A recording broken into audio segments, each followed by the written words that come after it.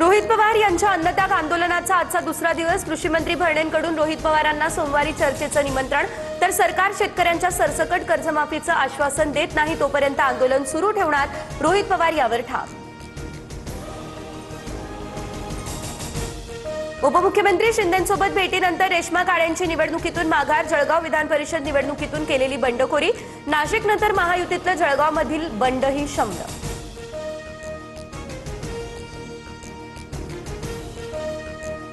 अर्थखात्यासंदर्भातील मुख्यमंत्री फडणवीसांच्या वक्तव्यानं सस्पेन्स। आज तरी अर्थखातं माझ्याकडेच, फडणवीसांचे हे विधान। अर्थखात्यासंदर्भातील प्रश्नावरती सुनेत्रा पवारांचं मात्र नो कमेंट्स।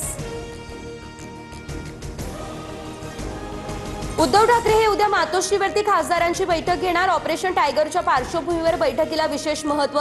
ठाकरेंचे खासदार शिंदेंच्या संपर्कात असल्याचा शिंदेंच्या सेनेचा दावा। कांदा उत्पादक शेतकऱ्यांना मोठा दिलासा। कांदा खरेदीचा दर आता 16.50 रुपये प्रति किलोवर। आजपासून नवीन दर लागू होणार। इस्लामाबाद सामंजस्य करारावर स्वाक्षरी होणं हे पूर्वीपेक्षा अधिक जवळ। अंतिम निर्णयापर्यंत प्रसारमाध्यमांनी तर्कवितर्क लावू नये। इराणचे परराष्ट्र मंत्री सय्यद अब्बास अराघची यांची एक्सवर पोस्ट। हॉर्मुझ पुन्हा खुली करण्याचाही करारात समावेश।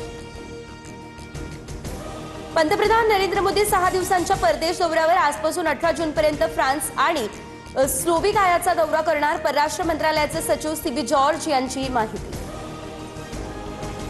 अकोल्यात युरिया खरेदीसाठी 7/12 आधार कार्ड अनिवार्य नाही। कृषी केंद्राबाहेरील शेतकऱ्यांच्या रांगांनंतर प्रशासन ॲक्शन मोडवर। युरिया खरेदीतील गैरप्रकार रोखण्यासाठी जिल्हाधिकाऱ्यांनी 7/12 अनिवार्य केलेला।